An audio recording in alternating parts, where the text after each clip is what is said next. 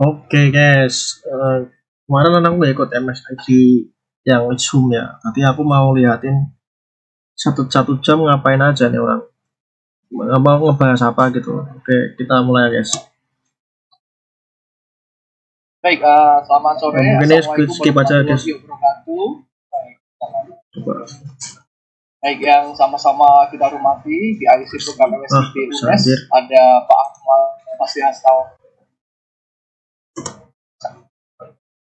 dan yang terakhir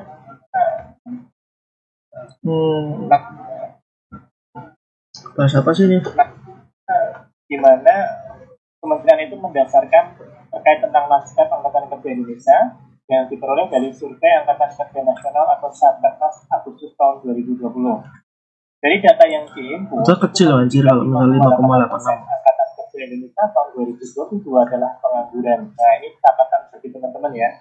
Jadi nanti untuk perencanaan kuliah itu jangan segera lulus, tapi teman-teman harus punya bekal ketika lulus nanti. Dan dia ngomong jangan segera lulus. Kayak gampang-gampangnya gitu loh sebelum kuliah anjay. Kerja 61,35%-nya merupakan pekerjaan informal. Nah, pekerja informal ini memiliki kerentanan yang lebih tinggi terhadap risiko ketenagakerjaan. Nah, kemudian pertanyaannya adalah Pak Ahmad, yang termasuk pekerja informal itu apa sih Pak? Nah, yang termasuk apa tuh informal tuh? Yang pertama adalah pekerja bebas. Oh nih, pekerja keluarga yang nggak dibayar, berusaha sendiri, pekerja keluarga atau berusaha dibantu buruh tetap. Gitu. Sama aja nganggur dong kalau gitu. Sendiri. Dan yang terakhir berusaha dibantu atau buruh tidak utang. Gitu. Jadi itu termasuk dalam pekerja informal ya. Nah, tapi lebih mending nih bang 5% yang nganggur gitu. Masih memiliki inisiatif ya untuk meningkatkan transformasi pendidikan nasional di Indonesia. Yang ini sesuai dengan Permendikbud nomor 3 tahun 2020 melalui beberapa program yang teman-teman tentunya saat ini sudah sering mendengar ya. Di antaranya ada membangun desa wirausaha, ada lagi kegiatan penelitian atau riset, juga ada kegiatan pertukaran pelajar dan juga skip. Betul ya, permasalahan nyata yang ada di itu siap kerja dan berkualitas nih lama-lama ntar kuliah kayak SMK aja. Walaupun guru di SMK lebih friendly gitu, lebih manusiawi gitu bang di kuliah. Nah, ini direktur langsung menjadi karyawan digital terkait. Nah, ini yang menjadi branding atau mungkin bargaining position ya. Border tiket yang diberikan itu teman-teman bisa diterima dulu saja sebelum lulus bahkan gitu. Jadi kenapa sih seperti itu Pak? Karena yang dicari oleh industri atau institusi itu bukan hanya sekedar pintar, tetapi yang memiliki etos kerja yang baik, kemudian agak usah mikir attitude gitu. Sebenarnya kalau aku jadi bos ntar agak mikir attitude nggak apa-apa. Yang penting orangnya takut ya sama bos. Gaya kerja perusahaan tersebut. Nah, ini bisa teman-teman manfaatkan ya ketika mengikuti program MSID. Kelebihan yang lain adalah mendapatkan bimbingan dari mentor profesional dan berpengalaman. Kemudian mendapatkan kita lihat seberapa ribet cara daftarnya gitu. Jadi teman-teman nggak perlu khawatir jika teman-teman mengikuti MSID sesuai dengan peraturan yang ditetapkan UNES. Insya Allah nanti pulang kegiatan atau selesai kegiatan teman-teman bisa mendapatkan pengakuan SKS sejumlah ya beban pembelajaran teman-teman di lapangan. Nah, terkait program MSID, ini merupakan program yang memberikan kesempatan kepada mahasiswa untuk melakukan magang atau kursus dengan proyek akhir di perusahaan pastinya. Kemudian melalui bimbingan mentor profesional, mahasiswa didorong untuk memecahkan masalah nyata dan mengasah keterampilan kerja. MSID juga memfasilitasi pengalaman terjun langsung ke dunia industri untuk mahasiswa sekaligus menyediakan calon talenta yang siap masuk ke kerja. Nah, itu luar biasa sekali karena beberapa sharing dari HRD itu sering bercerita mereka merekrut lulusan dari akademi atau mungkin dari universitas, tapi tidak tahan lama. Ternyata setelah ditelusuri banyak lulusan perguruan tinggi itu yang susah adaptif terhadap budaya kerja suatu industri atau mungkin instansi. Nah, kemudian terkait program ini dari batch 1 sampai batch 4 ya. Batch 4 tuh kemarin udah ditawarin sama temanku, cuman aku tuh telat banget daftarnya anjing. Kemudian jumlah yang mendaftar sampai 305.939. Kemudian mahasiswa menjadi peserta program MSIP sebanyak 67.534 dan 286 organisasi sudah menjadi mitra, yakni perusahaan-perusahaan yang bergabung di MSIP. Nah, sedangkan perguruan tinggi yang mengirimkan mahasiswanya sejumlah 837 perguruan tinggi. Jadi teman-teman dari data ini sudah bisa melihat ya bahwasanya ini program benar-benar flagship yang berminiatur banyak. Jadi nanti tolong jika ingin mendaftar ini harus benar-benar sepenuh hati ya, jangan setengah-setengah karena memang saingannya nggak main-main ya, banyak sekali. Nah, manfaat dan dampak ekonomi. Jadi menurutku kalau saingan masih gede ini kayaknya Indonesia tetap kekurangan lapangan pekerjaan deh tepat menurutku deh. Ini mendapatkan pekerjaan setelah lulus kuliah bulan-bulan ya. Nah, rata-rata rasional itu kalau lulusan perguruan tinggi itu mendapatkan pekerjaan sekitar 4 bulan. Tapi untuk alumni MSIP ini rata-rata 1,1 bulan saja. Wah, ini luar biasa sekali ya. Jadi teman-teman tentunya setelah program MSIP ini memiliki soft skill khusus yang mungkin bisa meningkatkan branding diri masing-masing. Kemudian terkait dari dampak terkait gaji ya. Nah, ini gaji pertama setelah lulusan ya. Kita merujuk pada UMP ya. Nah, kalau rata-rata nasional itu rata-rata lulusan pertama sekitar 0,72 kali UMP ya terhadap daerah masing-masing. Tetapi kalau untuk alumni MSIP rata-rata bisa meningkat ya 1,78 kalinya. Jadi teman-teman dari data yang timbul ini bisa dilihat bahwasanya MSIP memberikan dampak yang luar biasa untuk karir kita ke depan. Nah, dari monitoring program melalui survei, ya, hasil survei pengukur kepuasan peserta dan rekognisi SKS, ini 75,9% mahasiswa menyatakan puas dan sangat puas. Dalam 69,4% mahasiswa menyatakan mendapatkan konversi sebesar lebih besar sama dengan 20 SKS. Ini menunjukkan bahwasanya MSIP ini akan memberikan atau menjamin ya konversi rekan-rekan terhadap SKS yang diambil. Tentunya dengan satu syarat ya, telah disetujui oleh pimpinan atau portfolio masing-masing. Gitu. Nah, hasil survei dan kajian dampak program bagi kompetensi mahasiswa melalui motivation assessment dan uji statik menunjukkan bahwasanya mahasiswa alumni MSIP memiliki kapasitas berpikir di atas rata-rata, mulai dari skill pemecahan masalah, berpikir kritis, dan kreatif.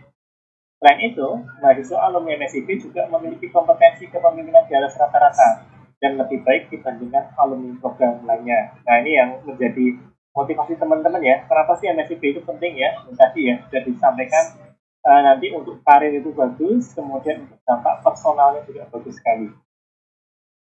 Nah, rekan-rekan bisa lihat di sini MSIP dipercaya oleh ribuan perusahaan ya dari seluruh Indonesia sebagai wadah kemitraan yang strategis. Kalau jumlahnya berapa Pak Ahmad ya? Sekitar 1.200 lebih jika itu terdaftar ya. Teman-teman bisa lihat di sini ada dari sektor government dan public sector service atau NGO ya. Kemudian ada dari sektor banking dan finance ya, ada perbankan banyak sekali nih. Jadi teman-teman yang suka perbankan ada juga ya. Kemudian ada yang dari sektor energi dan telekomunikasi. Teman-teman bisa lihat ada Indonesia Power, ada Telkom Indonesia, ada SL Axiata. Ini cocok banget untuk yang jurusan teknik elektro mungkin. Kemudian ada yang dari sektor FMCG dan manufacturing. Nah ini banyak kayak seni rupa hilang Cok. Ini traktor ya. Isinya orang-orang teknik semua anjir. Cocok bagi teman-teman yang dari teknik kimia, dari teknik mesin dan seterusnya. Nah Pak, kalau yang nggak teknik-teknik gimana Pak? Nah ini bisa lihat nih ada sektor yang lain ya, yaitu retail dan e-commerce. Nah ini rata-rata nanti teman-teman akan diajak menyelami ya dunia retail dan e-commerce itu seperti apa. Nah, sektor-sektor yang lain ada lagi ya, masih banyak seperti yang terlihat ada media dan startup ya yang sekarang ini lagi hits ya. Dikit-dikit startup gitu ya. Nah, teman-teman kalau sudah punya rancangan ke sana, boleh ya nanti mendaftar MSIP yang berbau dengan startup. Selain itu ada sektor juga ya consulting dan akademik ya. Salah satunya adalah sekolah ekspor. Ini saya dulu pernah mengikuti 3 pertemuan ya. Karena asik juga, benar-benar diajari cara ekspor impor barang itu bagaimana. Dan waktu itu saya sempat menyimak ya, ternyata untuk melakukan ekspor impor itu ada jamnya. Dan ada aturan tiap negara yang harus dipahami. Tidak mudah untuk mengirimkan barang melewati suatu negara. Karena tiap negara punya aturan yang berbeda-beda. Nah ini Di sini teman-teman nanti bisa dapatkan ilmunya semua. Nah, oke, sekarang kita masuk MSCP batch 5 yang saat ini mau kita ini ya bersama ya untuk kita laksanakan ya. Nah, informasi terbaru terkait MSCP 5 ini ada beberapa aspek yang mengalami perubahan. Yang pertama adalah pengumpulan surat rekomendasi dan SPTCM. Ini pada MSCP batch 4 ini dilakukan di awal pendaftaran. Kemudian mahasiswa tidak dapat melamar sebelum menyelesaikan pengumpulan surat rekomendasi atau SR dan SPTCM. Nah, di MSCP 5 ini juga sama ya, dilakukan di awal pendaftaran dan mahasiswa tidak dapat melamar sebelum menyelesaikan pengumpulan SR dan SPTCM atau klik tombol submit. Jadi lebih strike lagi. Jadi kalau dulu hanya tidak bisa mengumpulkan, sekarang submitnya juga belum bisa, gitu ya. Nah, kemudian terdapat fitur baru yaitu fitur simpan dokumen, sehingga mahasiswa dapat mereview dan merevisi dokumen yang diunggah sebelum submit. Jadi draftnya bisa diunggah dulu. Nah, tapi dengan catatan setelah submit dokumen yang diunggah tidak dapat direvisi kembali. Oke ya. Nah, aspek berikutnya yaitu tentang kuota lamaran ya. Kalau di MSCP batch 4, mahasiswa ini dapat melamar di berbagai posisi tanpa batasan. Jadi mau daftar 10, 50, 20 itu tidak ada masalah ya. Mau di berbagai macam mitra nggak ada masalah. Tetapi kalau di MSCP 5, jumlah lamaran dibatasi hanya maksimal 22 lamaran per mahasiswa. Nah, 22 lamaran per mahasiswa ini bisa dalam satu mitra. Jadi mitra itu punya banyak lowongan, teman-teman mencoba di dalam satu mitra. Atau dua-dua boleh lintas mitra. Jadi misalkan di Pertamina ada 2 lowongan, kita daftar 2 lowongan. Di BNI ada 2 lowongan, kita daftar 2, itu baru 4 gitu ya. Dan seterusnya. Jadi kita boleh maksimal 22 lamaran per mahasiswa. Bukan 22 mitra ya, tetapi 22 lamaran per mahasiswa.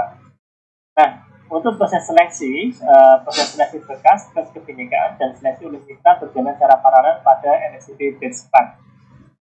Nah, kalau di MSCP batch 5, proses seleksi oleh mitra dilakukan bagi mahasiswa yang lolos seleksi berkas dan tes kebinekaan. Jadi, tidak semua yang unggah-unggah itu pasti tes kebinekaan ya, beda. Kalau yang batch 5 ini semuanya dilakukan secara bertahap. Jadi administrasi dulu masuk, cek and recheck, kalau lolos baru tes kebinekaan lolos baru diseleksi oleh mitra. Nah, teman-teman bisa bayangkan ya, sekarang lebih ribet lagi, lebih padat lagi, kompetisinya semakin bersaing ya. Jadi tolong untuk pendaftar MSCP 5 ya bisa benar-benar dengan sepenuh hati diniati ya, bukan karena uang saku ya. Mungkin nanti Pak Khalid bisa memberikan banyak ini ya saran atau mungkin masukan terkait tentang pandangan mahasiswa MSCP, hanya itu karena uang saku gitu ya. Oke. Nah, aspek yang terakhir adalah proses verifikasi dan validasi berkas ya. Nah, ini sama MSCP 4 maupun 5, verifikasi dan validasi berkas mahasiswa mengacu pada template dokumen yang berlaku. Oke. Nah, teman-teman di sini bisa melihat ada lini masa program MSCP batch 5. Yang mana MSCP batch 5 ini dimulai ya pendaftaran mahasiswanya adalah 18 April sampai 7 Juni 2023. Gila nggak tuh 18 April tapi ngumpulinnya anjir. Baru mulai panas pembukaannya itu baru di pertengahan Mei ini. Jadi kita masih dalam tahap saing ya. Jadi jangan kan gila anjir. Dia ngomongnya Juni tapi ini mau Juni mau akhir baru ngumpulin. Itu jadi apapun yang teman-teman unggah itu benar-benar akan diverifikasi dan validasi ya. Jadi kalau tidak lolos itu ya tidak bisa ikut tahap selanjutnya. Kemudian tanggal 21 sampai 23 Juni 2023 ini ada tes kebinekaan bagi teman-teman yang lolos verifikasi dan validasi berkas mahasiswa. Kemudian jika lolos verifikasi dan tes kebinekaan, nanti teman-teman antara tanggal 1 sampai 30 Juli 2023 ini ada seleksi dan offering mahasiswa oleh mitra. Jadi mahasiswa nanti akan diberikan penawaran mau bergabung dengan mitra ini atau enggak. Kalau oke diambil, kalau enggak nanti mitranya bisa mencari yang lainnya. Kemudian minggu kedua Agustus tahun 2023 ini ada pengumuman hasil seleksi yang mana ini sudah bersifat final ya. Jadi teman-teman nanti bisa lihat pengumumannya diterima atau tidak antara minggu kedua Agustus 2023. Sebagai pengalaman pelaksanaan sampai batch 4, pengumumannya tidak serentak ya, jadi secara bertahap. Jadi teman-teman nggak perlu khawatir waduh teman saya diterima kok saya belum gitu ya. Mungkin saja bisa diterima tapi harinya berbeda. Kemudian pada tahap terakhir 14 Agustus 2023 ini adalah national onboarding atau penerjunan pertama serentak seluruh Indonesia.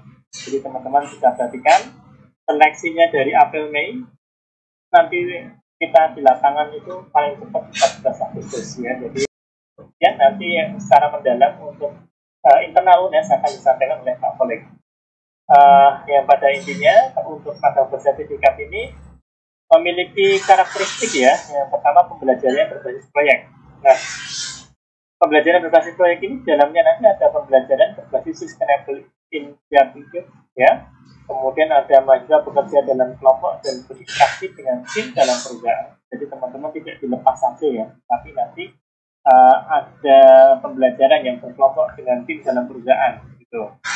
Kemudian mahasiswa diberikan proyek yang nyata yang berdampak pada kinerja perusahaan. Nah, di sini nanti teman-teman bisa mengimplementasikan ya ilmu-ilmu yang didapatkan di bangku perkuliahan secara textbook atau teoritis ya, apakah benar sih di lapangan itu seperti itu. Nah, teman-teman nanti bisa berimprovisasi terkait dengan pengalaman yang didapatkan di lapangan. Kemudian untuk karakteristik yang kedua, ini adalah langkah awal menuju karir profesional. Nah, magang bersertifikat ini memiliki program pembelajaran yang terfokus dan berbasis proyek ya. Jadi pembelajarannya pasti terstruktur karena mitra-mitra yang diterima ini sudah melalui seleksi yang sangat ketat sekali. Jadi berbeda dengan kita mendengar pola magang zaman dulu ya, Pak magang di sana disuruh bikin kopi Pak, disuruh fotokopi Pak dan seterusnya. Kalau di MSIP kami jamin tidak akan terjadi seperti itu. Ya, jadi teman-teman benar-benar akan di lapangan dan nanti akan diberikan ilmu yang banyak oleh mentor di lapangan. Nah, mikir kalau magang disuruh untuk bikin kopi sertifikat ini dibantu iya oleh sih, seorang kita mentor yang merupakan staf profesional penuh waktu dengan rasio maksimal 1:10. Ya, ini nggak perlu khawatir ya. Teman-teman nanti di lapangan itu akan ada yang mendampingi. Maksimal pendamping itu hanya boleh memegang 10 orang. Terus. Nah, magang bersertifikat ini juga imersif dan berdampak. Maksudnya apa? Jadi nanti ada sertifikat industri di akhir magang yang dapat menjadi bukti proses belajar mahasiswa menuju dunia profesional. Selain itu, juga meningkatkan kemungkinan perusahaan menemukan talenta yang memenuhi standar perusahaan. Nah, ini yang sulit ya. Jadi kalau perusahaan itu melakukan recruitment secara langsung, yang masuk itu belum tentu sesuai dengan standar perusahaan ya. Jadi mereka kalau lagi mau menerima karyawan yang daftar 20, mau nggak mau harus menerima ya dipilihlah yang paling baik ya, padahal belum tentu cocok. Jangan kalau dengan program magang ini perusahaan bisa punya keleluasaan memonitoring di awal, coba semuanya ya, jadi amati kira-kira yang cocok sama perusahaan yang mana bisa dipilih gitu. Nah, singkatnya untuk magang ini 5 bulan melaksanakan magang di mitra perusahaan. Sejauh ini dilaksanakan secara offline. Kemudian ada sertifikat dan mitra perusahaan. Kemudian ada bantuan mobilisasi mahasiswa dan juga bantuan biaya hidup. Tetapi dua hal ini nanti jangan disalahartikan ya. Nanti Pak Kolik akan memberikan penguatan terkait bantuan-bantuan ini. Nah, kemudian bentuk yang kedua adalah studi independen bersertifikat. Ini lebih fundamentalnya adalah untuk memperkuat talenta digital Indonesia ya. Jadi teman-teman nanti akan diberikan semacam apa ya, kayak pelatihan gitu ya, secara online ya. Rata-rata pelaksanaan secara online tetapi terstruktur dengan baik dan memang silabusnya bertaraf internasional gitu. Nah, ini anjir, big data jadi malah data anjir. Kemudian satu mentor mendampingi maksimal 25 mahasiswa. Nah, pembelajarannya nanti bersifat mandiri dan studi kasus secara real. Dan sama dengan magang, nanti teman-teman mendapatkan sertifikat kompetensi. Kemudian Pak, untuk ruang lingkupnya seperti apa Pak? Ya teman-teman bisa lihat di sini ada banyak sekali ya ruang lingkup yang nanti bisa dijajaki ya. Ada teknologi, kemudian sosial budaya, tentang lingkungan, kemudian tentang sosial atau itu juga ada. Nah, kalau yang suka komputerisasi ya, ini juga nanti biasanya yang paling laku itu terkait dengan big data analysis ya. Kemudian artificial intelligence, desain UI UX ya, developer Android maupun iOS ya dan seterusnya, itu banyak sekali. Kalau yang ekonomi gimana Pak? Ya ini mungkin ya banyak nih, ada administrator, kemudian ada digital copywriter ya, kemudian ada business development spesialis, research analyst dan seterusnya. Kalau yang suka DKP gimana? Ada juga yang videographer ya. Ada yang tentang pembuatan konten digital saat ini dan seterusnya. Ini sangat luar biasa. Jadi secara garis besar kalau magang teman-teman benar-benar dikirim ke lapangan, belajar di lapangan. Kalau sudah independen dibekali kemampuan yang dapat mendukung performa teman-teman setelah lulus nanti. Nah, prinsip dan struktur pembelajaran MSIP dari kedua program tadi, yang pertama adalah bermitra dengan instansi atau industri di seluruh Indonesia. Ini yang paling penting ya. Jadi benar-benar pembelajarannya itu lapangan langsung dan memang ada ya, bukan semacam skenario, tapi memang nanti ada di lapangan secara langsung.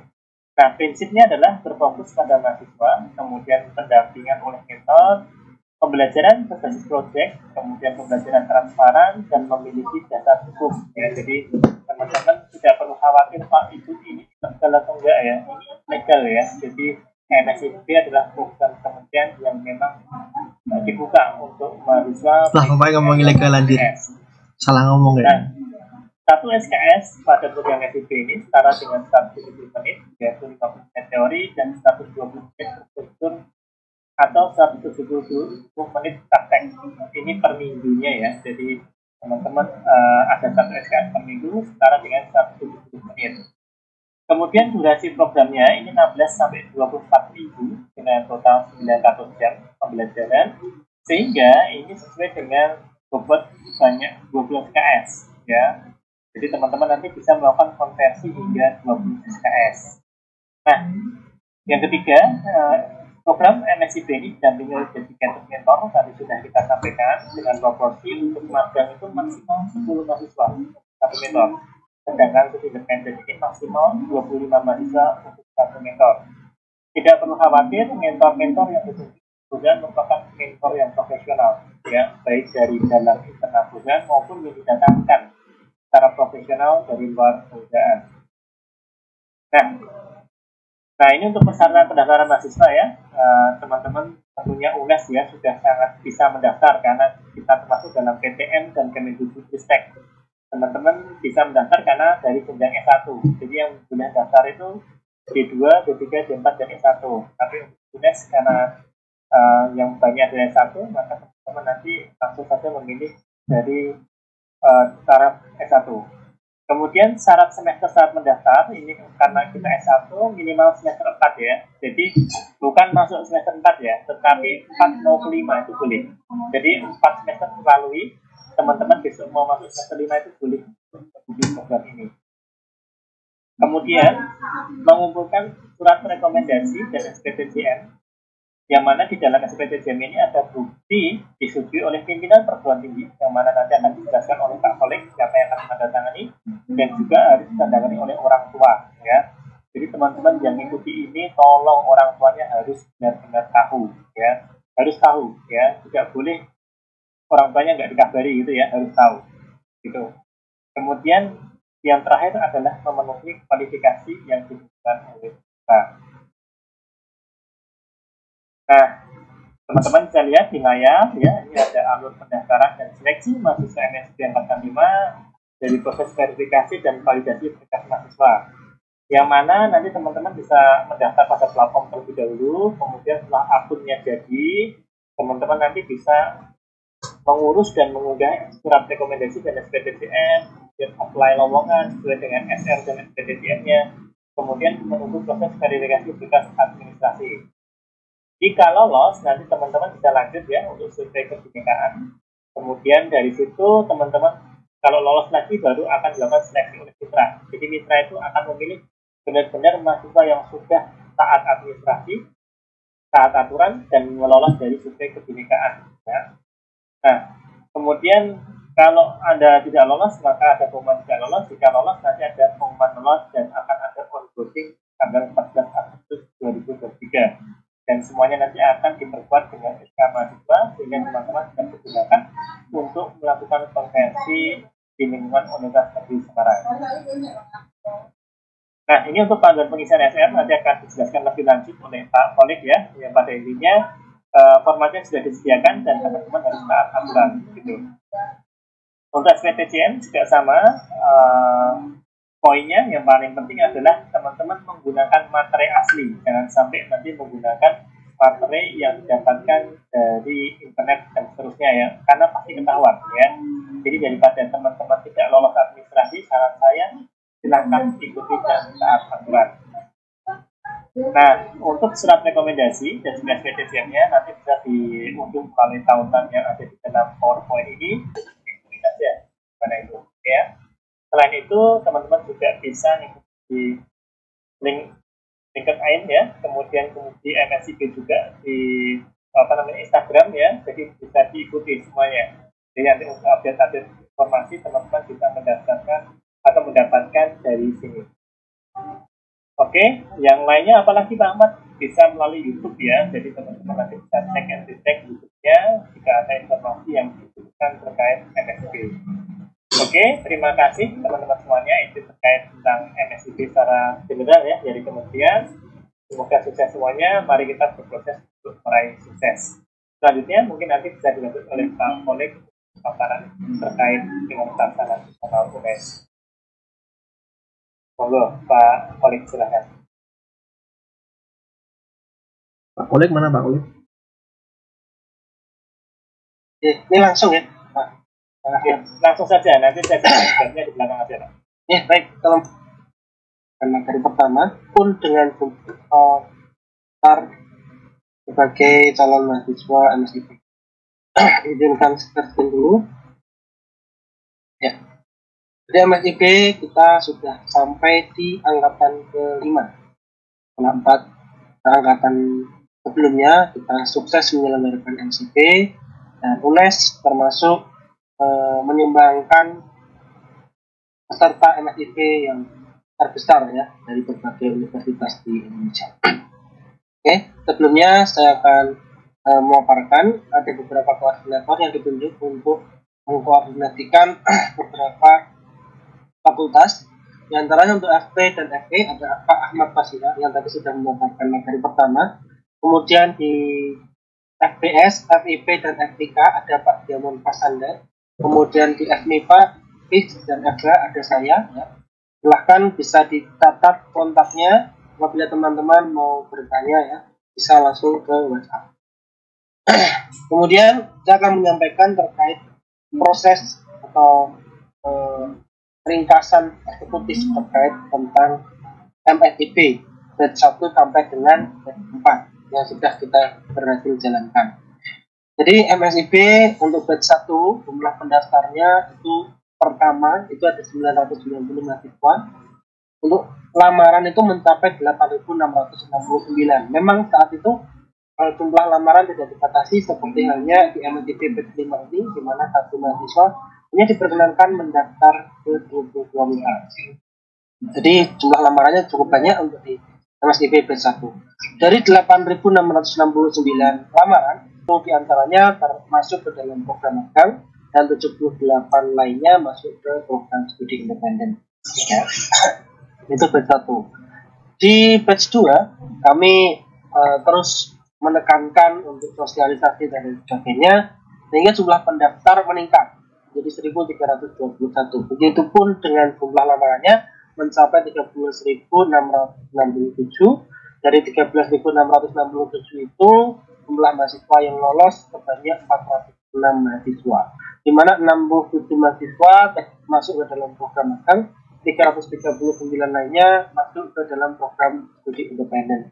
Secara persentase kita meningkat 317% atau 3 kali lipat jumlah mahasiswa yang diterima dalam MSIP batch 2 daripada batch 1.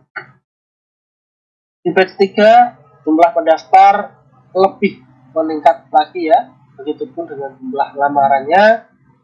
Untuk jumlah yang lolos persentasenya hanya meningkat 7%. Memang mungkin ada pembatasan dari MSIP untuk jumlah peserta yang lolos, sehingga UNES menyumbangkan 137 mahasiswa untuk yang lolos di program magang dan 301 lainnya lolos di program studi independen. Lalu MSIP batch 4 yang akan berakhir pada bulan Juni mendatang, ini jumlah pendaftarnya ada 1.782. Dari 1.782 jumlah lamaran mencapai 12.000 mahasiswa. Lalu yang lolos ada 580 mahasiswa. Nah, ini artinya kita meningkat 15% jumlah peserta yang lolos. Dari 580 mahasiswa tersebut, nggak terima tuh kayaknya berarti timnya tetap gue dan nggak kuat terima itu. 360 lainnya lolos di program studi. Kurang. Lalu lini masa program MSIP kelima ini sebenarnya MSIP sudah membuka peluang kepada teman-teman mahasiswa untuk mendaftar di tanggal 18 April. Namun minggu kemarin itu baru berganti ya dekannya ya. Jadi kami baru untuk mensosialisasikan program ini karena nanti dimungkinkan akan ganti dekan seperti itu. Sehingga waktu yang tersisa itu hanya sekitar 2 minggu sampai tanggal Juni 2023. Jadi kita tuntut mahasiswa yang memang betul-betul antusias untuk mendaftar MSIP ini untuk segera mendaftar dan mengurus syarat-syarat pemberkasan administrasi untuk mengikuti seleksi program MSIP. Lalu di tanggal 8 sampai dengan 18 Juni 2023 akan ada verifikasi dan validasi berkas mahasiswa oleh tim MSIP. Di sini teman-teman biasanya akan diminta untuk memperbaiki apabila masih ada yang salah terkait berkas seperti SPTJM yang keliru dan sebagainya, yang masih bisa, yang tanda kutip ya, masih bisa diperbaiki. Tapi untuk yang kesalahan fatal seperti materai yang dipalsu itu pihak MSIP tidak mau tahu, langsung digagalkan saja. Jadi mohon untuk teman-teman bisa berhati-hati. Kita untuk sistematis pendaftaran atau pengurusan SPTJM agak berbeda dengan tahun-tahun lalunya, sehingga mungkin insya Allah akan diminimalisir terjadinya kekeliruan terhadap pemberkasan teman-teman, terutama untuk teman-teman yang suka memasuk materai dan sebagainya. Karena kreativitas ya, saya akui karena kreativitas mahasiswa UNES itu cukup tinggi. Lalu di tanggal 21 sampai 23 Juni bagi mahasiswa yang lolos validasi dan verifikasi berkas nanti akan mengikuti tes kebinekaan. Jadi teman-teman akan diuji dari sisi kebinekaannya, apakah teman-teman layak untuk menjadi mahasiswa MSIP atau tidak. Kemudian di tanggal 1 sampai 30 Juli 2023 akan ada seleksi dan offering mahasiswa oleh mitra. Jadi mahasiswa ini, satu mahasiswa kan berkenan untuk mendaftar ke 22 mitra. Nah, di situ akan ada penawaran dari mitra-mitra yang akan teman-teman ikuti sebagai mitra utama. Jadi untuk mitra yang lainnya nanti akan tidak diseleksi, kalian akan pilih salah satu saja jadi sebagai mitra yang menerima kalian. Kemudian di minggu kedua itu adalah pengumuman hasil seleksi, dan di tanggal 14 Agustus insya Allah akan ada national onboarding secara menyeluruh seluruh Indonesia Raya. Lalu bagaimana Pak untuk mekanisme pendaftaran MSIP kelas 5? Nah ini yang kita akan bahas di beberapa slide berikut. Ini adalah alur pendaftaran dan alur seleksi mahasiswa MSIP angkatan 5 secara umum seperti ini. Jadi yang teman-teman gunakan untuk upload ke website kampus Merdeka itu sebenarnya cuma SR atau surat rekomendasi dan SPTJM. Namun begitu kami minta mahasiswa untuk mengurus surat rekognisi. Tujuannya adalah ada sebuah perjanjian atau kontrak tertulis antara mahasiswa dan Korprodi yang akan nanti merekognisi mata kuliah kalian. Jadi ada kontrak tertulis antara mahasiswa dan Korprodi sebagai bentuk pembuktian. Ini Pak, kemarin saya di ACC untuk mengajukan rekognisi di mata kuliah ini nih. Jadi tolong nanti pas direkognisi ya mata kuliah ini saja yang direkognisi. Seperti itu teman-teman. Jadi tidak ada lagi perdebatan saat nanti proses rekognisi berjalan. Harapannya seperti itu. Kemudian untuk seleksi lainnya sama seperti yang telah kami jelaskan. Ya. Sama persis seperti yang telah kami jelaskan. Kami lanjut aja.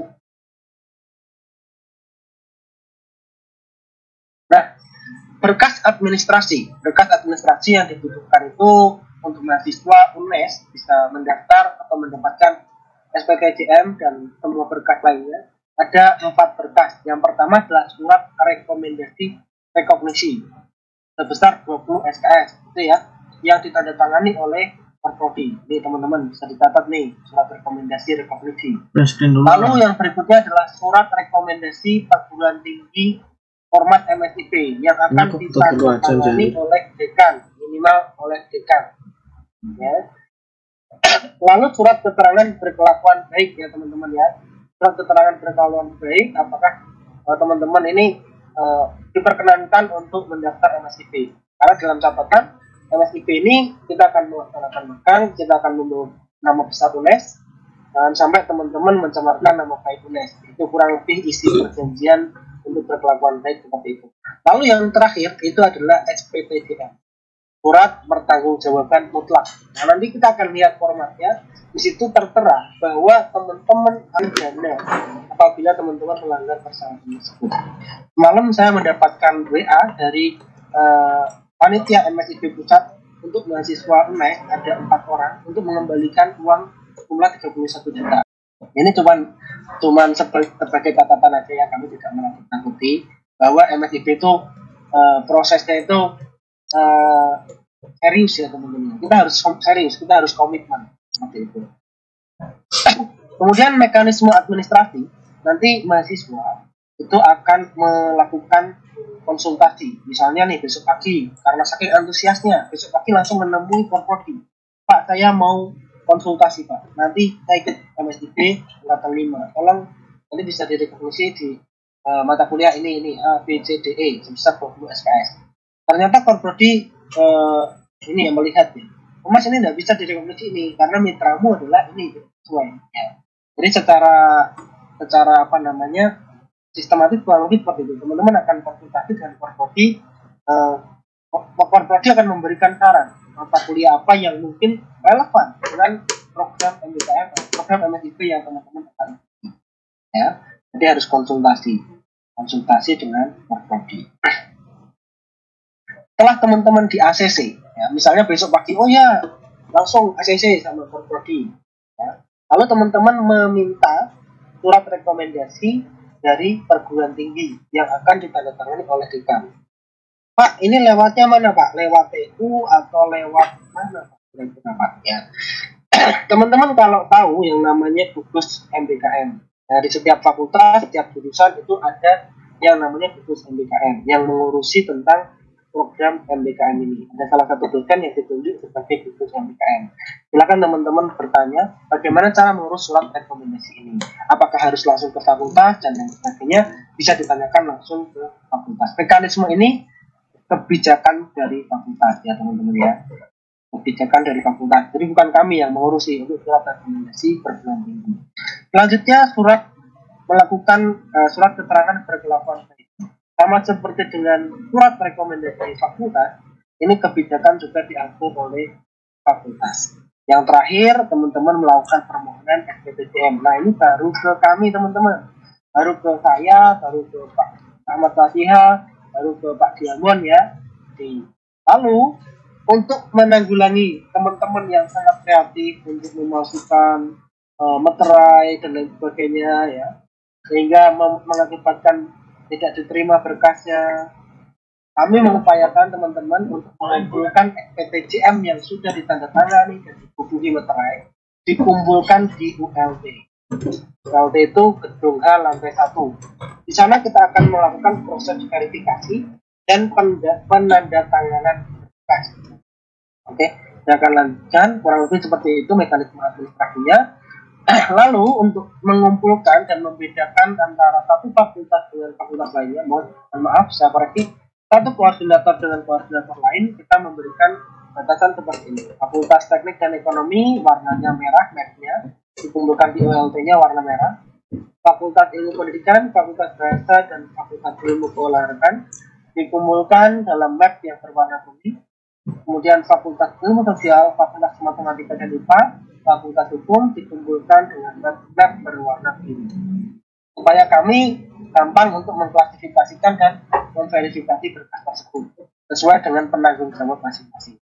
Jadi yang akan saya verifikasi itu yang berwarna biru misalnya. Nanti Pak Ahmad Fasiha memverifikasi berkas yang mapnya merah, Pak Diamond akan memverifikasi berkas yang mapnya kuning. Kurang lebihnya seperti itu teman-teman. Oke, kita akan lanjutkan. Nah, contoh mekanisme surat rekomendasi. Teman-teman akan membuat akun dulu ya sebelumnya ya teman-teman. Mungkin habis ini teman-teman bisa membuka web Kampus Merdeka untuk membuat akun. Ya.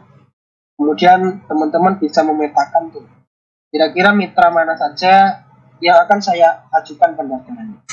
Kira-kira yang cocok ya. Juga misalnya yang studi independen itu ada course-nya yang kira-kira teman-teman minati itu yang mana. Ya, dipilih mitranya sampai maksimal mitra ke 20 ya, 22 lamaran. Lalu nanti teman-teman mengkoordinasikan MK untuk merekomendasi. Misalnya besok pagi ya, nanti malam sudah melihat web Kampus Merdeka, besok pagi teman-teman koordinasi dengan Portwadi. Nih gimana ya Pak ya kalau saya ikut MSIP terus ini ya seperti ini. Nanti formatnya akan kami ya. Nah ini kalau surat rekomendasi Portwadi dan kesepakatan rekomendasi sudah di ACC oleh Kajur atau oleh Portwadi, teman-teman bisa mulai mengurus surat rekomendasi PT atau fakultas yang ditandatangani oleh dekan. Ya, serta surat surat keterangan berkelakuan baik, intakat dan tanda tangan dari dekan.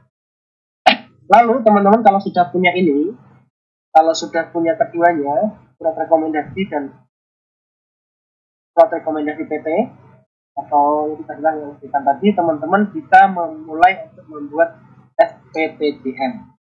Ya, mulai membuat SPTJM. Lalu kalau sudah selesai semuanya nih, teman-teman bisa mulai untuk mendaftar di website Kampus Merdeka. Kurang lebih seperti itu teman-teman. Ya, nama kajurnya ya teman-teman, nama kajurnya, koordinator program studi apa, NIP-nya berapa, kemudian namanya siapa, nama kamu ya ini, NIM-nya berapa, jurusannya mana, fakultasnya mana, mau mendaftar mana, maka sertifikat atau studi independen bersertifikat bisa dicoret salah satu yang tidak perlu. Kemudian teman-teman juga berhak memilih atau mengusulkan dosen pendamping seperti itu. Lalu nanti di sini ditulis mata kuliah apa yang teman-teman akan rekognisi. Mata kuliah yang bisa direkognisi itu mata kuliah semester depan atau semester, kalau yang sekarang semester 4 berarti mata kuliah semester gasal berikutnya itu semester 5 atau mungkin semester 7 atau mungkin semester 9 ya teman-teman ya. Lalu untuk mata kuliah yang bisa direkognisi di tiap semester atau semester depannya itu adalah mata kuliah pendukung keprodian atau pengembang keprodian. Ada beberapa mata kuliah pengembang keprodian, diantaranya adalah PLP, PKL ataupun KKN. Itu bisa direkognisi dalam waktu 1 tahun atau tiap semester seperti itu. Ya. Oke. Kalau sudah nanti mengantisipasi terjadinya ketidakjelasan rekognisi, ini teman-teman perlu membuat surat rekomendasi prodi ini. Lalu yang berikutnya teman-teman yaitu surat rekomendasi perguruan tinggi. Pastikan surat rekomendasi sesuai template, tidak ada poin yang ditambah ataupun dikurangi ya teman-teman ya. Kemudian pastikan ditandatangani oleh pimpinan perguruan tinggi. Jadi pimpinan perguruan tinggi ini minimal dekan. Jadi makanya tadi saya minta teman-teman untuk mengurusnya ke gugus MBKM fakultas. Kemudian pastikan pengisian angkatan dan tahunnya sesuai dengan angkatan yang akan didaftarkan. Oke, untuk template surat rekomendasi fakultas kurang lebih seperti ini teman-teman. Kop suratnya fakultas. Ya, kalau tadi kop surat jurusan, kalau yang ini kop suratnya fakultas. Teman-teman bisa mencontoh atau melihat dari kop surat fakultas yang sudah dikeluarkan. Ya. Kemudian yang bertanda tangan di bawah sini adalah dekan. Ya, dekan, berapa, imamnya berapa. Nah, ini teman-teman harus mencari tahu dari gugus MBKM fakultas. atau ikut MBKM jurusan. Harus keluarnya itu adalah nama kalian, nick, name, program studi, fakultas, dan lain sebagainya diisi. Jika nanti teman-teman meminta tanda tangan dan cap dari fakultas. Ya. Oke. Tadi surat rekomendasi prodi sudah, surat rekomendasi fakultas sudah. Yang selanjutnya adalah surat keterangan berkelakuan baik. Sama seperti tadi, ini ada surat fakultasnya, kemudian surat keterangannya nomornya berapa bisa diminta. Dekan fakultas ini menyatakan bahwa ini benar-benar mahasiswa fakultas apa UNES ya yang berkelakuan baik gitu. Sehingga format ini menyesuaikan fakultas ya sebenarnya teman-teman ya. Jadi untuk minta format ini mungkin bisa ditanyakan ke Gugus MBKM fakultas. Oke, yang selanjutnya dan cukup penting karena ini menjadi syarat teman-teman secara administrasi untuk mendaftar di website Kampus Merdeka yaitu SPTJM. Selain yang satu tadi surat rekomendasi fakultas. Nah, di surat SPTJM ini ada beberapa hal yang dicatatkan. Pastikan tidak ada poin yang ditambah atau dikurangi. Pastikan menggunakan materai atau e-materai yang sah. Ini sudah disampaikan. Jangan terlalu kreatif untuk menambahkan atau mengedit materai. Seperti itu ya.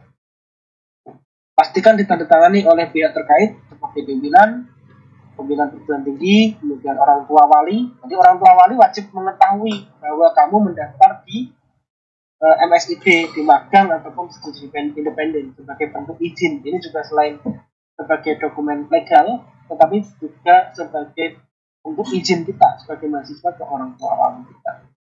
Lalu status beasiswa kita wajib diisi. Kalau kita memang penerima beasiswa dari APBN, kita diperkenankan untuk mengisi status beasiswa kita. Pastikan pengisian angkatan dan tahunnya sesuai dengan angkatan yang Anda daftarkan. Ya. Jadi yang semester 5 ya, semester 5 dipilih sama tanggal berapa. Nah, format SPTJM kurang lebih seperti ini teman-teman. Nomor HP, email, dan lain sebagainya. Nanti teman-teman akan mendapatkan balasan berupa SPTJM yang sudah ada isiannya. Nah, ada isiannya nama orang tuanya, di sini sudah ada isiannya, di sini sudah ada isiannya. Dan satu bagi yang nggak tahu yang satunya siapa ya, nanti sudah ada langsung kalau pakai format yang ada di form ini. Nah, sebelum teman-teman menandatangani ada pentingnya bahwa teman-teman untuk membaca klausul-klausul yang ada di MSIB ya. Di sini tulisannya mengikuti program MSIB selama 1 semester. Jadi teman-teman harus mengikuti bersungguh-sungguh. Nah, kemudian teman-teman belum yudisium dan bekerja untuk tidak yudisium selama jangka waktu program MSIB berlangsung. Yudisium itu artinya lulus ya. Ini nggak boleh lulus dulu kalau ikut MSIB. Ya. Kemudian tidak mengambil mata kuliah lain selama mengikuti program MSIB. Nah, ini nggak boleh. Bekerja melaksanakan segala bentuk penugasan dari pengelola program, proses pembelajaran, ini perlu catat. Memenuhi ketentuan protokol kesehatan program MSIB yang ditetapkan oleh Kemendikbudristek serta menaati segala ketentuan peraturan perundang-undangan yang berlaku. Bersedia dikeluarkan sebagai peserta program dan tidak mendapatkan pengakuan SKS untuk pembelajaran MSIB karena tindakan plagiarisme. Jadi nggak boleh plagiarisme, termasuk plagiasi diri, tindakan kriminal, tindakan kekerasan, diskriminasi dengan peraturan yang berlaku, termasuk pencantuman dalam daftar hidup dan lain sebagainya. Nah, kelainan-kelainan ini menjadi tanggung jawab teman-teman sebagai pelaksana. Mengurus keluarga sakit, melampirkan surat keterangan ya, dengan rumah sakit dan lain sebagainya, menghadiri keluarga inti yang wafat, melampirkan fotokopi KK atau surat keterangan perangkat desa. Ini wajib teman-teman patuhi. Tidak memenuhi persyaratan administrasi perjalanan seperti yang dikeluarkan oleh peraturan perundang-undangan, seperti tidak dapat menunjukkan hasil vaksin dan membawa identitas, ini menjadi tanggung jawab teman-teman sendiri. Seperti itu. Nanti kalau sudah dibaca semuanya, teman-teman wajib membubuhkan materai 10.000 asli ya, jangan edit-editan. Kemudian nama orang tua dan nama orang tua wali nanti secara otomatis akan tertulis kalau teman-teman mengisi form ini dengan benar. Lalu nama BR1 juga seperti itu. Teman-teman harus meminta tanda tangan dari orang tua wali. Kurang lebih seperti itu. Saya jelaskan lagi. Tadi formnya seperti apa Pak? Ini saya perlihatkan ya formnya ya. Nah, teman-teman bisa mengisi seperti ini. Ya.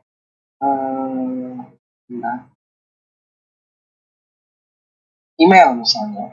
Emailnya ini misalnya. Saya penerima beasiswa atau bukan penerima beasiswa, teman-teman kalau memilih penerima beasiswa, nanti teman-teman akan diarahkan ke form ini ya. Apabila Anda penerima, silakan menuju link request SBMPTN khusus beasiswa, diklik khusus yang beasiswa. Tapi kalau yang tidak beasiswa atau yang mahasiswa reguler, diklik yang bukan penerima beasiswa. Nah, tapi kalau sudah, teman-teman save, next, kemudian isikan namanya misalnya ya. Isi jurusannya misalnya ilmu komputer ya, koordinasi informasi, punya apa misalnya misalnya berapa ya, nomor WhatsAppnya juga misalnya berapa. Ini harus diisi dengan benar ya teman-teman ya, nomor WhatsApp nanti untuk kami hubungi sama orang tua walinya siapa ya misalnya ya. Kalau sudah di next, kemudian teman-teman submit. Ya, kalau sudah disubmit, teman-teman tunggu sejenak, nanti akan ada email. Nah, kita cek di email. Oke, dan boleh diambil H+1 setelah dikumpulkan.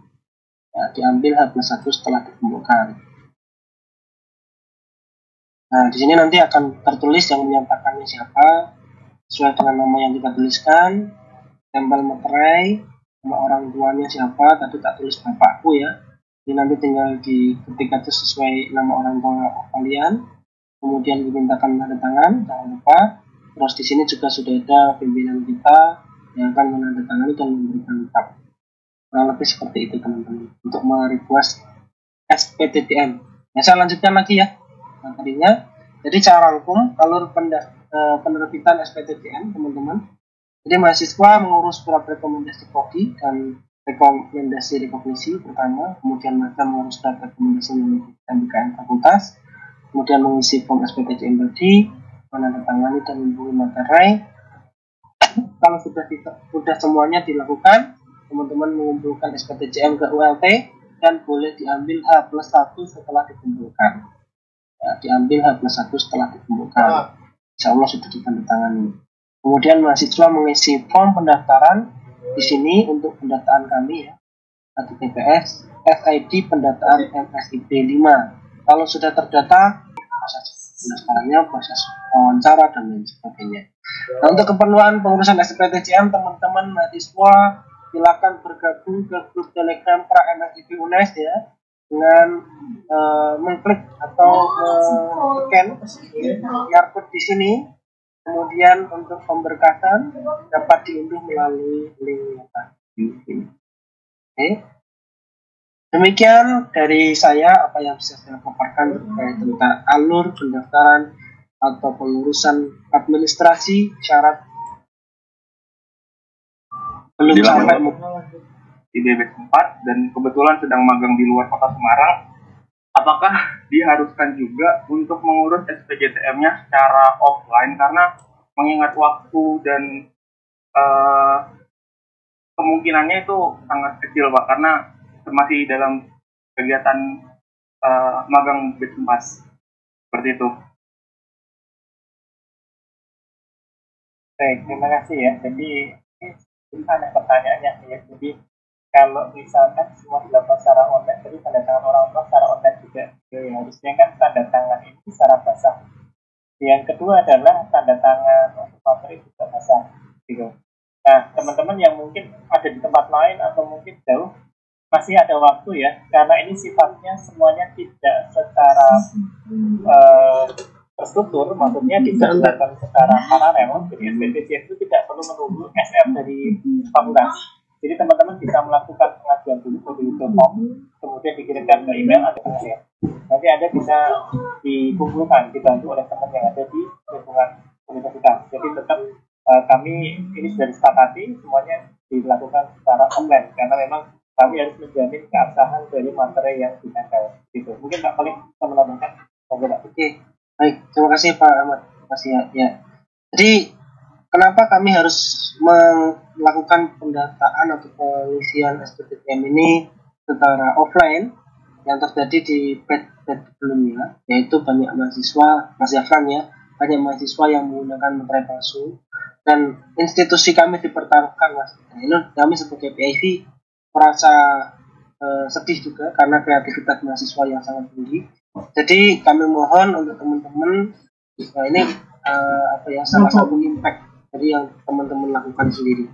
Jadi salah satu komitmen yang bisa teman-teman lakukan ya ini mengirimkan atau memberikan SPTJM yang sudah ditandatangani secara fisik ke ULT, itu adalah sebagai bentuk komitmen. Untuk caranya sekarang sudah di era di masa seperti ini ya nggak perlu saya jelaskan lagi, teman-teman pakai pos kilat atau pakai apa ya, monggo itu bisa tergantung dari teman-teman sendiri atau bisa nitip teman juga bisa, itu adalah bentuk komitmen juga.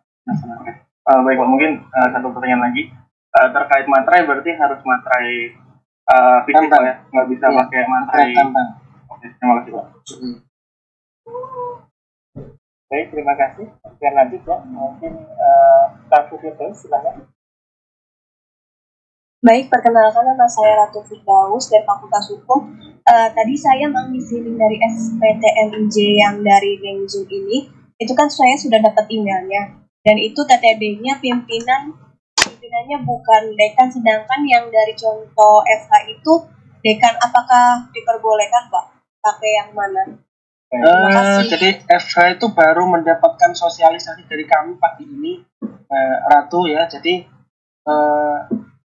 masih ada kurang tepat ya menurut saya. Jadi dari FH juga tidak komunikasi dengan kami sebagai PIC. Jadi saya sampaikan tadi ke siapa ya, terus MBKM dari FH untuk merevisi bahwa yang bertanda tangan di SPTJM adalah minimal wakil rektor bidang 1. Nanti kalau tidak seperti itu, teman-teman akan ditolak secara administrasi berkas. Nanti mengulang lagi. Jadi mending mengulang sekarang daripada mengulang besok pas mepet. Seperti itu Mbak Ratu. Baik, artinya yang dari email itu sudah benar ya Pak? Benar, itu dari kami officially di PIC. Terima kasih Pak. Ya. Baik, terima kasih Mbak Ratu Firdaus. Ini saya prioritaskan yang ini ya, resim ya, yang politisnya tetap saya balas, tetapi yang resim kita utamakan. Berikutnya Mas Al-Fikri Raihan, monggo silakan. Oke, baik Bapak. Assalamualaikum. Sebenarnya suara saya terdengar nggak ya? Sudah. Waalaikumsalam. Selamat sore, terima kasih. Sebelumnya saya perkenalan dulu ya Pak. Saya Fikri dari TE 20, Prodi Teknik Elektro, Fakultas Teknik. Di sini saya sebenarnya sedang ikut prigel Pak, prigel FT di MRT Jakarta.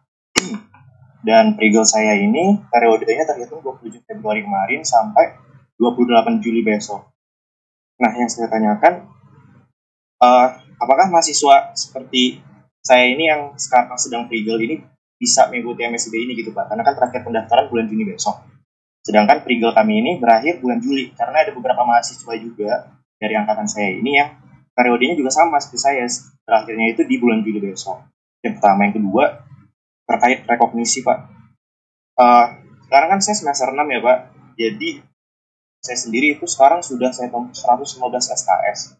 Dan ditambah semester 6 ini, saya sudah karena rekognisi buat prigel selama 5 bulan, artinya saya udah setara 20 SKS ya Pak, jadi udah 135. Nah, itu untuk sisa SKS yang harusnya saya tempuh biar 144 itu bagaimana Pak? Apakah tetap bisa sesuai bobot MSIB 20 SKS atau bagaimana? Gitu Pak, terima kasih. Oke, baik. Terima kasih ya Mas Afikri ya. Jadi terkait tentang tadi subvasi prigel, kemudian training MSIB bagaimana ya? secara aturan dan ketentuan kebijakan kami tidak bisa menolak ya, itu boleh sah-sah saja. Tetapi dari kami menyarankan kalau teman-teman sudah pernah satu program MBKN, baik yang dilakukan secara internal UNES maupun di luar, saya rasa cukup ya, tinggal teman-teman nanti bisa fokus untuk menyelesaikan skripsi dan bisa lulus tepat waktu. Itu poin yang kami tekankan. Tetapi jika ingin tetap melaksanakan, teman-teman bisa melihat dari kapasitas jumlah SKS-nya. Nah, ini tergantung motivasinya ya, mau seperti apa. Kalau misalkan itu ada di ranah korporasi, jadi teman-teman kami tidak bisa memberikan kepastian ya, apakah harus menambah jumlah SKS yang ditempuh atau seterusnya, itu ada di level korporasi, karena bagaimanapun teman-teman itu ada di bawah komando korporasi, jadi sehingga diizinkan atau tidak itu tergantung teman-teman ketika melakukan koordinasi dengan korporasi masing-masing. Gitu. Oke, Pak Khalid mau menambahkan, Pak Khalid? Oke, masih tidak terkoneksi ya. Begitu. Tetapi untuk surat rekomendasi fakultas itu kami tidak kewenangan. Jadi karena pertama berbeda kop, yang kedua setiap dekanan atau fakultas itu punya kebijakan masing-masing. Nah, jadi setiap fakultas itu ada yang menggunakan tanda tangan kemudian ELSA atau digital, ada juga yang masih menggunakan konvensional. Itu kami tidak boleh mengatur ya, itu kebijakan dari dekan masing-masing. Kemudian yang kedua adalah aturannya. Jadi setiap fakultas punya aturan masing-masing. Ada yang menunggu surat rekomendasi prodi dulu, ada yang generate langsung boleh tanpa melalui surat rekomendasi prodi dulu.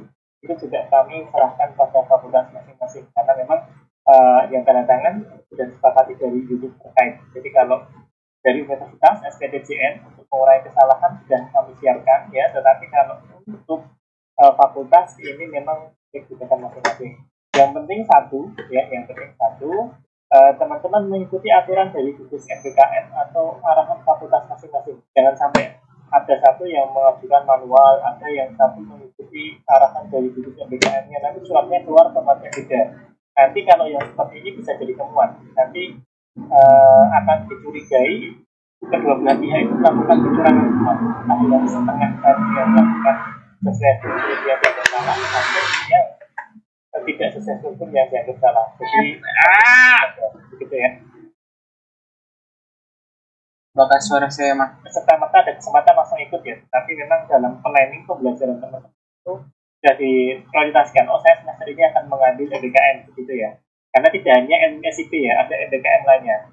Nah, ketika mengambil MBKN itu selalu dan kita pastikan untuk teman-teman itu bisa mengambil hanya 20 SKS. Jadi meskipun IPK-nya 4 gitu ya, saya mengambil 24, nah itu kami tidak merekomendasikan. Jadi hanya cukup 20. Kenapa seperti itu? Karena memang sudah direkomendasi dan teman-teman itu harusnya beraktivitas di luar kampus, bukan nyambi di dalam kampus, gitu ya.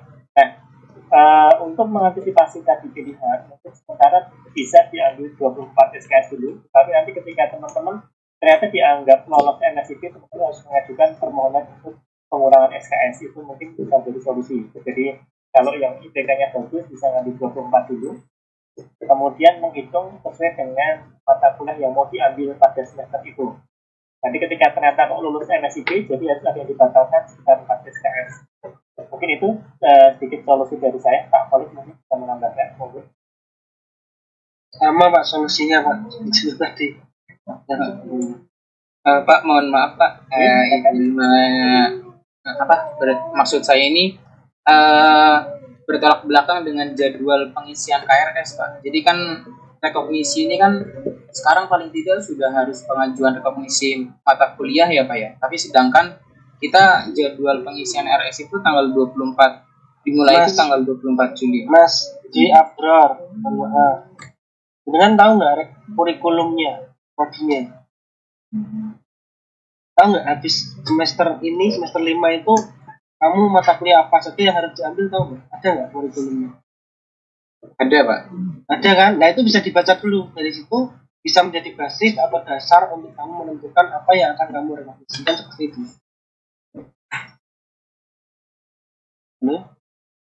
Baik Pak, terima kasih Pak. Jelas ya. Jadi dibaca dulu kurikulumnya, kira-kira yang mau saya rekomendasi dari MSIP ini apa saja. Ya, kalau memang sesuai Ya disampaikan ke Korprodi, kalau Pak saya mau ngambil yang semester untuk semester jatah saya kurikulum saya untuk yang semester 7 misalnya, ya nggak apa-apa. Mungkin kita batasi sampai 4 penanya lagi ya Pak ya. Oke, silakan yang pertama. Siapa lagi Pak? Larasati, monggo silakan.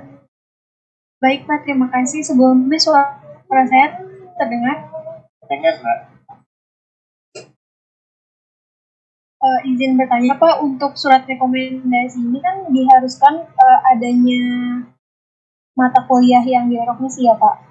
Jikalau tidak ingin ada mata kuliah yang direkomendasi itu gimana ya Pak?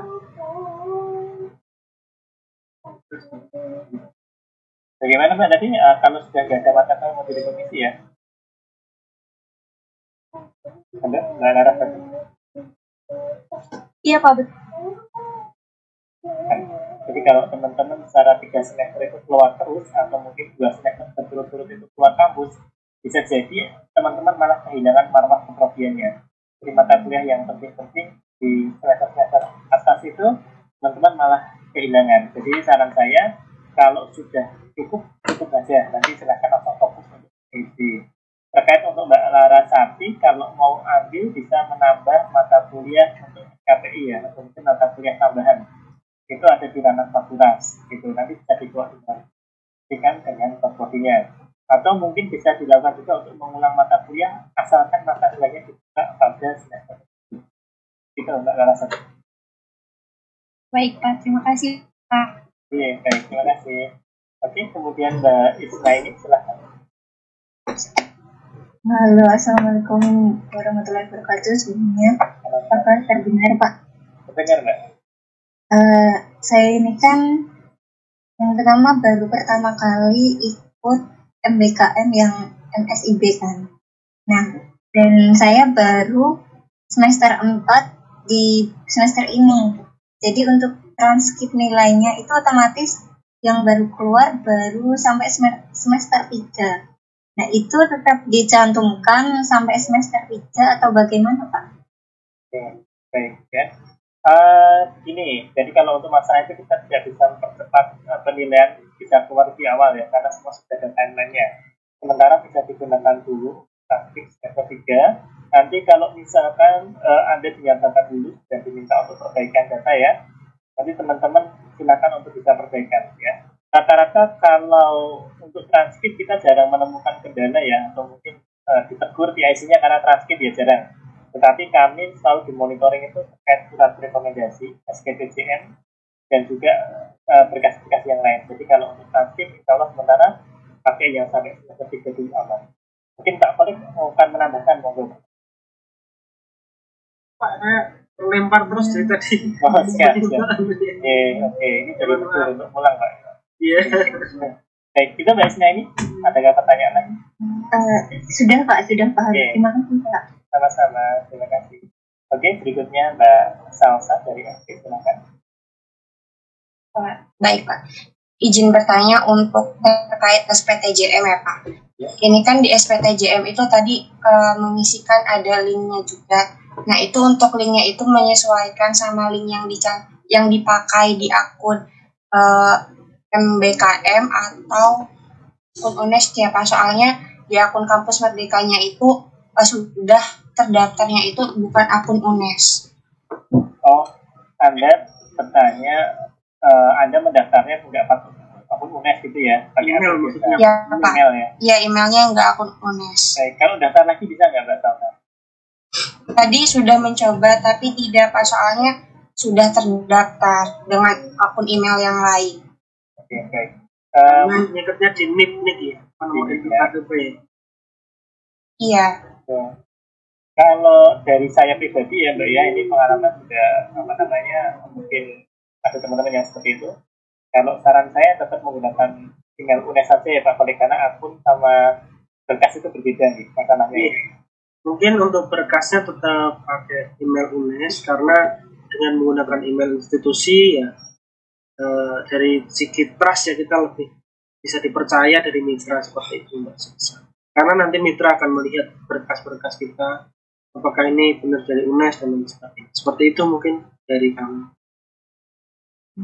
Baik Pak, terima kasih atas jawabannya. Oke, baik, ini ada pertanyaan tadi, sempat ada pertanyaan yang mau boleh ikuti itu semester berapa Pak? 5 Pak, itu ya.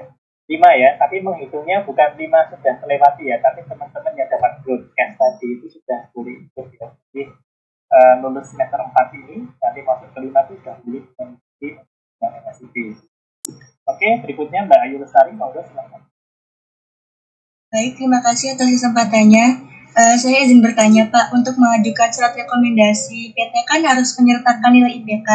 Nah, sedang saya itu kebetulan sekarang masih MSIB dan nilainya itu sepertinya Juni gitu Pak. Sedangkan 7 Juni kan udah penutupan pendaftaran. Misalnya mahasiswa mengajukan SR itu belum menyantumkan nilai IPK itu apakah masih diterima untuk dapat tanda tangan dari begitu Pak? Bagaimana Pak? Baik, kalau tadi sudah dijawab ya, untuk transkrip silahkan gunakan yang semester sebelumnya, nggak apa-apa Mbak. Yang penting sudah lengkap dulu nilainya. Itu ya Mbak Ayu ya. Bagaimana Pak? Bisa diulangi? Gunakan transkrip yang dengan gunakan semester sebelumnya. Jadi kalau memang semester ini belum keluar ya gunakan semester yang sebelumnya. Baik Pak, terima kasih. Oke, baik, sama-sama. Oke, ini yang terakhir ya untuk yang recent ya, Mbak Nana silakan. Izin bertanya Pak, di template SRMSIB yang dijawab melalui website tercantum email dan nomor telepon dari wakil dekan juga akademik. Namun dari jurusan sendiri tidak memperkenalkan untuk mencantumkannya. Nah, apakah jika tidak dicantumkan itu dokumen SR fakultas itu tetap eligible ya Pak? Oke. Terkait untuk tadi ya, jadi kalau memang ada aturan klausal baik yang saya paparkan maupun yang dipaparkan Pak Polik itu tidak merubah struktur dari surat yang sudah ditetapkan. Salah satunya ada nomor telepon tadi ya. Tetapi terkait untuk isian itu kami tidak bisa menjawab ya apakah tetap eligible atau enggak. Yang penting begini ya, nanti silahkan teman-teman komunikasikan ke fakultas masing-masing. Kalaupun nanti tidak muncul atau mungkin tidak diperkenankan, nanti seharusnya itu semua teman-teman dari satu fakultas itu mengalami hal yang sama, begitu. Tapi jangan sampai nanti ada teman satu fakultas sebagian ada ada nomor HP dan nomor teleponnya, sebagian enggak, gitu ya. Itu jadi temuan seperti itu. Jadi seolah-olah nanti ada dua pihak ya, yang satu ini melakukan kecurangan, yang satu sesuai dengan struktur yang kita tetapkan. Mungkin Pak Kolik mau menambahkan, monggo Pak Kolik. Cukup Pak. Oke, itu ya Mbak Nana ya. Jadi diikuti aja, yang penting dikomunikasikan dulu Mbak Nana. Oke. Biasanya kalau ada apa-apa dikontak bukan ininya ya, bukan wakil dekan atau dekannya ya, dikontak kita dulu. Jadi nggak perlu khawatir ya kalau menyampaikan nomor WA ataupun kontak untuk pejabat yang lebih luar kampus. Oke, siap-siap. Oke, yang terakhir ya, Mas Manda untuk resen. Ini terakhir juga ya.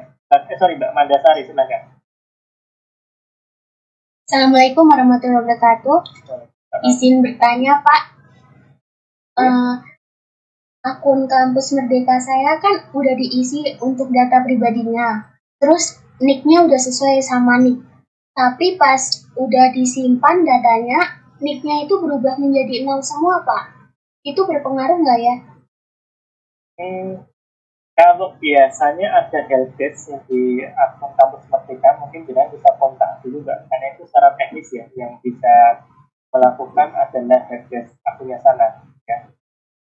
Kalau sampai hari ini biasanya keluhan yang kita dapatkan yang tidak sesuai nanti akan dimonitoring oleh kementerian dan nanti biasanya akan dilakukan verifikasi atau semacam validasi. Tapi kami dari PIC itu harus menghubungi teman-teman yang bersangkutan. Nah, itulah pentingnya teman-teman nanti silahkan lengkapi berkasnya ya ke Google Form kami. Jadi kalau sudah punya SR, punya SPTJM, sudah punya SKKB, jangan langsung udah saya tutup mata aja lah PIC biar nggak tahu, nggak apa-apa. Jangan begitu ya. Anda tetap harus mengunggah scan-scanannya semua ke kami. Nanti kalau ada apa-apa, kami nggak bisa melakukan pembinaan. Jadi misalkan teman-teman dinyatakan lulus di Telkom itu ya, Telkom kontak kita, si A ini kurang data kependudukannya nggak lengkap dan seterusnya, kami nanti nggak bisa verifikasi karena kita nggak megang datanya. Gitu. Jadi inilah pentingnya teman-teman melengkapi dokumen di akhir persetujuan untuk aktivitasnya. Begitu Mbak Mandasari. Mungkin langkah yang pertama kontak headdesk-nya dulu ya Mbak. Baik Pak. Oh ya Pak, untuk mahasiswa yang dari luar pulau itu untuk tanda tangan orang tuanya gimana ya Pak? Kan kalau dikirim kantor pos lama. Ya, baik Mbak Mandasari dari mana ya? Dari Bangka Belitung Pak. Dari Bangka Belitung, oke baik. Ini nanti dikondisionalkan saja ya, jadi teman-teman bisa melakukan seperti ini juga, seperti ini. Saya berikan contoh, mungkin dikirim filenya, kemudian dikirim di sana, ditanda tangan, di scan ya. Nanti scannya dikirim ke Mbak Manda. Kemudian di sini di print, tanda tangan basah, kemudian materinya juga basah. Gitu. Jadi itu bisa jadi satu alternatif. Tapi kalau dari kami harapannya ya bisa secara basah. Begitu ya Pak Kholik ya, mungkin ya Pak Kholik. Iya, siapa? Kalau orang tua masih kita toleransi ya Pak ya. Orang tua masih kita toleransi untuk scan. Yang penting ininya aja lah, apa meterainya harus basah, tanda tangan mahasiswa harus basah itu. Oke, gitu. Tapi bisa mungkin basah ya Mbak ya. Baik Pak, terima kasih. Masih memaksa baru kita perkenankan untuk pakai. Pokoknya ke OLT ya akan juga kami eksekusi setiap harinya setiap pagi. Jadi nanti teman-teman bisa mengambil satu setelah siang ya. Itu ya Pak Kholik ya. Iya. Jadi saya harapkan teman-teman juga bisa berkomitmen ya. Kami sebagai PIC juga akan berkomitmen mencoba untuk memintakan tanda tangan satu setiap hari dan juga mengecap stempel setiap hari sampai dengan tanggal 6 Juni seperti itu. Jadi saya minta teman-teman untuk komitmennya, jadi tidak dipermasalahkan lagi untuk tanda tangan. Saya harus selama masih di Indonesia saya kira tidak ada masalah. JNE mengcover seluruh Indonesia, JNT pos mungkin, jadi tidak masalah sih. Jadi bisa luar ini Pak. Ya, maksudnya seperti itu loh Pak. Ya, saya kira mahasiswa sudah bisa berpikir sendiri lah. Ini masih ada dua yang reset mau kita selesaikan atau bagaimana Pak?